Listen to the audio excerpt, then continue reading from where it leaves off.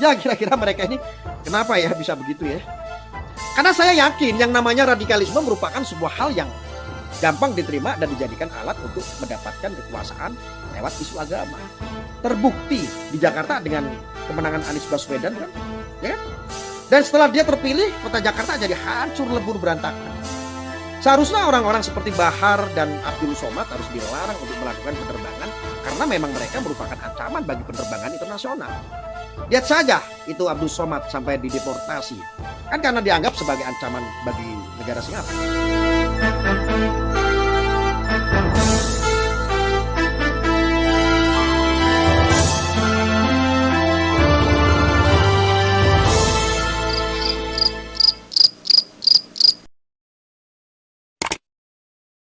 Pemirsa, ada yang ngasih tahu saya, ada petugas bandara dipecat kan. Setelah saya cari-cari informasinya, jadi begini.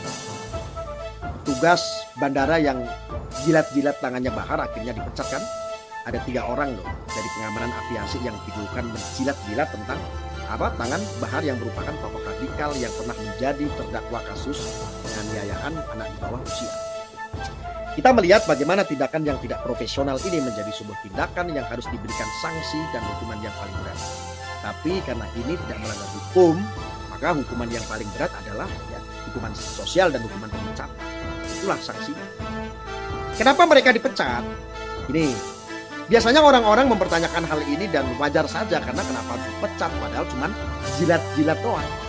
Tapi saya kira ini bicara tentang etika dan peperangan terhadap radikalisme yang terjadi. Radikalisme di Indonesia sangat tinggi loh. Dan mengesahkan bahkan karena radikalisme Piala Dunia U20 berhasil digagalkan oleh mereka. Gara-gara timnas Israel yang akan datang ke Indonesia dan ditolak oleh kader partai PDIP dan PKS, FIFA pada akhirnya menjadikan itu salah satu alasan terkini membatalkan Indonesia sebagai tuan rumah. Tentu hubungannya dengan para penjilat tangan Bahar Smith sangatlah erat, yakni radikalisme yang didewa-dewakan dan dielulukan petugas security aviasi memberikan pelayanan istimewa terhadap Bahar Smith di bandara.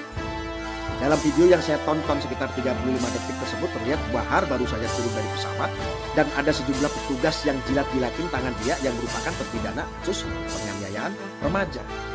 Setelah itu 2 atau 3 petugas berseragam langsung mengawal ketat Bahar dari garbarata alias jet bridget atau lorong penghubung antara pintu pesawat dengan bandara. Dan di video yang potongan lainnya kelihatan banget para petugas itu tunduk-tunduk seperti ketemu sama orang penting saja. Keamanan bandara justru diragukan dengan tindakan para petugas aviasi yang justru mengamankan tokoh radikal. Tapi pada akhirnya ada berita bahwa petugas tersebut dipecat. 3 orang sudah dikeluarin karena terindikasi dengan radikalisme, yakni cium-cium dan jilat-jilatin tangan Bahar.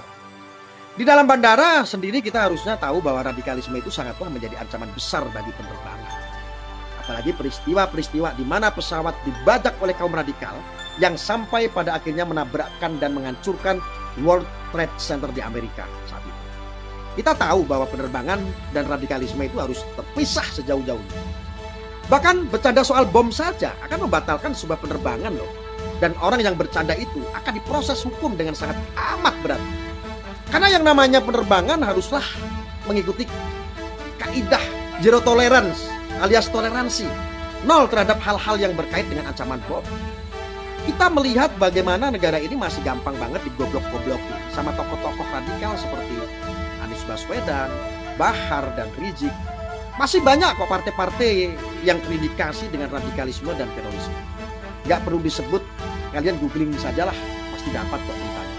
Dan pada akhirnya kita harus memahami bahwa perlakuan istimewa kepada Bahar itu justru adalah ancaman bagi penerbangan dan bandara di seluruh Indonesia. Apalagi orang ini pernah ngatain presiden yang merupakan orang yang mendirikan dan membangun bandara banyak di Indonesia dengan sangat amat kasar. Kurang ajar sekali bukan? Jadi pemecatan ini adalah sebuah hal yang seharusnya lumrah dikerjakan karena bicara tentang keamanan nasional. Dikawal seperti layaknya orang penting dan tangannya seperti ketemu sama dewa saja. Ya kira-kira mereka ini kenapa ya bisa begitu ya? Karena saya yakin yang namanya radikalisme merupakan sebuah hal yang gampang diterima dan dijadikan alat untuk mendapatkan kekuasaan lewat isu agama. Terbukti di Jakarta dengan kemenangan Anies Baswedan kan, ya kan? Dan setelah dia terpilih, kota Jakarta jadi hancur lebur berantakan. Seharusnya orang-orang seperti Bahar dan Abdul Somad harus dilarang untuk melakukan penerbangan karena memang mereka merupakan ancaman bagi penerbangan internasional. Lihat saja itu Abdul Somad sampai dideportasi. Kan karena dianggap sebagai ancaman bagi negara Singapura. Main-main dengan penerbangan itu akan mengakibatkan ancaman kepada penumpang yang tak berdosa.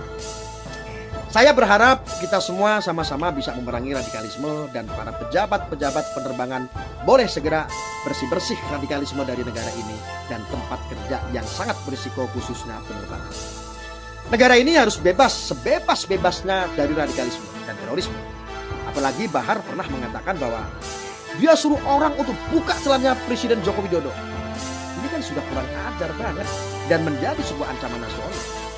Masalahnya Kapolri nggak berani nangkep ya. Petugas itu dipecat dan harus mendapatkan akibat dari tindakannya jilat-jilatin Bahar dan menunjukkan bahwa radikalisme itu ada. Makanya ayo kita harus bekerja sama ya. Ini juga kewajiban kita sebagai rakyat Indonesia.